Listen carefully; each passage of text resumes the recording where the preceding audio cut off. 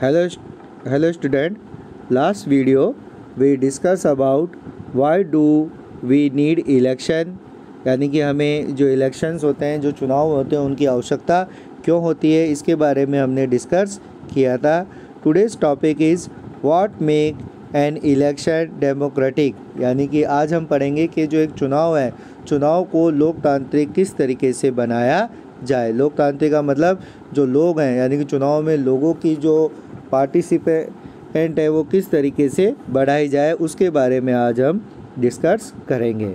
So let's start. Election can be hold in many ways, यानी कि जो election होते हैं, जो चुनाव होते हैं, वो कई तरीक़ों से किए जा सकते हैं। कई तरीक़ों से हम लोगों जो हमारे रिप्रेजेंटेटिव्स होते हैं उनका चुनाव कर सकते हैं। All democratic countries hold election, सभी जितनी भी जो लोकतांत्रिक देश हैं उनमें इलेक्शन यानी कि चुनाव कराए जाते हैं। But most non democratic countries also hold some kind of election, लेकिन कुछ जो गैर लोकतांत्रिक देश हैं वहाँ पर भी अलग अलग तरीके के चुनाव कराए जाते हैं।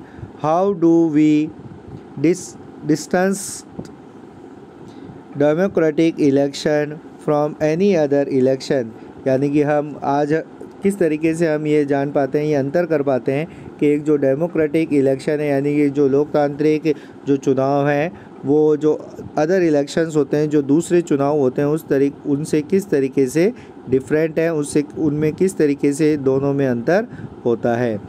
We have discuss this question briefly in chapter 1, इसमें इस जो क्वेश्चंस को, इस जो प्रश्न को हमने जो चैप्टर 1 में ब्रीफली यानी कि कुछ छोटे रूप में इसको हमने इसका डिस्कशन, इस पे विचार किया था। We discuss many example for countries where election are hold but they can not really be called democratic election. हमने पढ़ा था कि जो कई ऐसे जो कंट्रीज़ होती है, कई ऐसे देश हैं जिनमें इलेक्शन तो होते हैं पर वो वास्तविक रूप से एक डेमोक्रेटिक इलेक्शन यानी कि जो एक लोकतांत्रिक चुनाव के रूप में सामने नहीं आते हैं। लोकतांत्रिक चुनाव का यहाँ पे मतलब है कि इसमें लोगों की इच्छा के अनुसार जो लोग होते हैं वो अपनी इच्छा के अनुसार चुनाव करते हैं, उसे हम डेमोक्रेटिक इलेक्शन यानी कि लोकतांत्रिक चुनाव कहते हैं।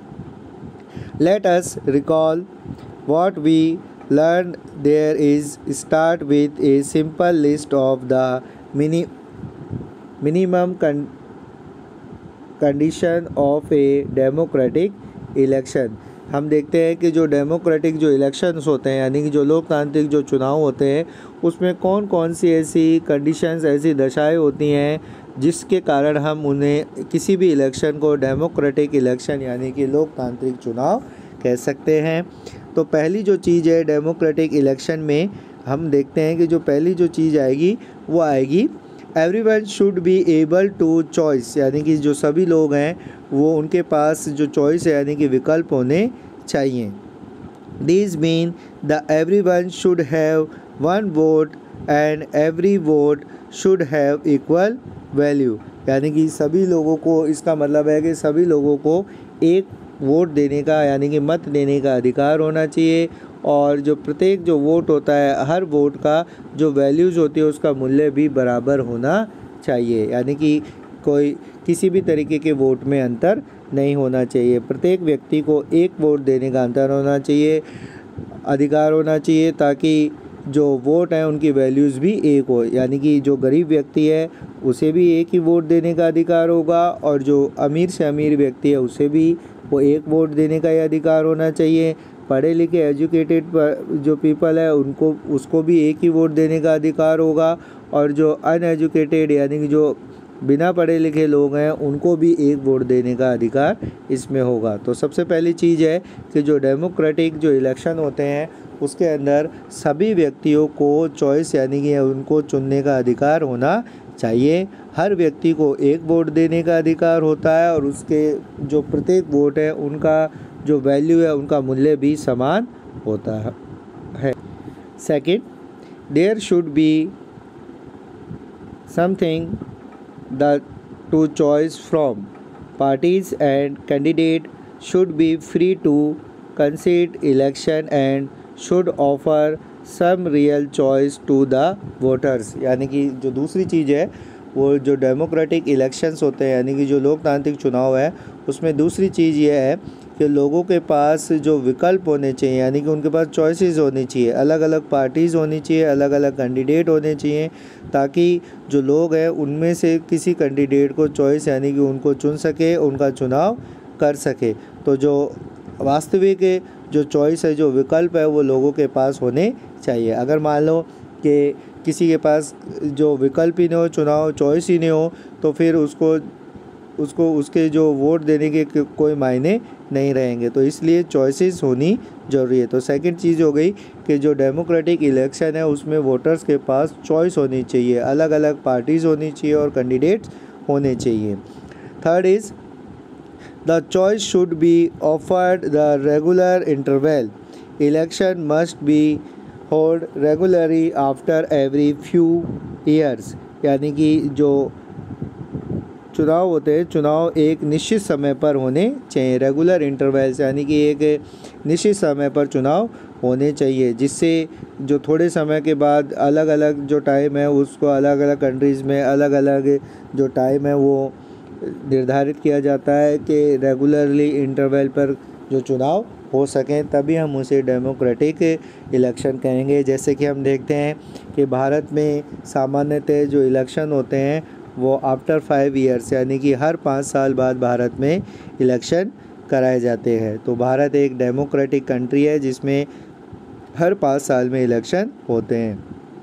Fourth condition is the candidate preferred by the people should get elected.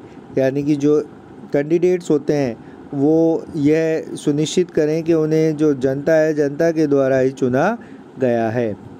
Fifth condition is election should be conducted in free and fair manner वो people can choice as they really wish. यानी कि जो elections होते हैं यानी कि जो चुनाव होते हैं वो फ्री एंड फेयर यानी कि जो निष्पक्ष और स्वतंत्र होने चाहिए, जिसमें लोगों को अपनी जो चॉइस है यानी कि लोगों के द्वारा लोगों का जो विकल्प है, लोगों की जो पसंद है उसे वह निष्पक्ष रूप से और बिना किसी के दबाव के उसे चुन सके, यह भी उसमें होना चाहिए। तो हमने देखा कि जो डेमोक्रेटिक इलेक्शंस होते हैं उसमें 5 कंडीशंस होती हैं वो मस्ट होती है। पहली जो कंडीशन देखी कि सभी व्यक्तियों को चुनने का अधिकार होना चाहिए और प्रत्येक व्यक्ति को 1 वोट 1 वैल्यू यानी कि जो एक व्यक्ति होता है उसे 1 वोट देने का अधिकार होना चाहिए और उस वोट की जो वैल्यू है वो भी इक्वल होनी चाहिए। सेकंड हमने देखा कि जो लोग होते हैं लोगों के पास चॉइसेस होनी चाहिए, कैंडिडेट होने चाहिए, पार्टीज़ होनी चाहिए, जिससे कि लोग के पास चॉइस हो और वो अपने इच्छा के अनुसार जो चुनाव कर सकें।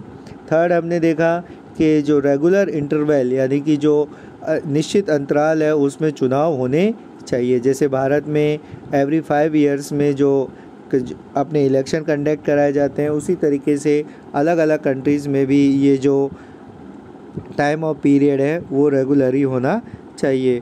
फिफ्थ ये है कि जो कैंडिडेट्स जो चुने गए हैं वो should be elected by the peoples, यानी कि जो ये निश्चित होना चाहिए जो कैंडिडेट जिसका चुनाव हुआ है वो जनता के द्वारा ही चुना गया है। और फिफ्थ जो इसमें कंडीशन आती है कि जो इलेक्शन होते हैं वो फ्री एंड फेयर होने चाहिए, यानी कि स्वतंत्र और निष्पक्ष चुनाव होना चाहिए। लोगों को अपने जो कैंडिडेट्स होते हैं अपनी जो चॉइस होती है उसको चुनने का स्वतंत्र और निष्पक्ष अधिकार होना चाहिए।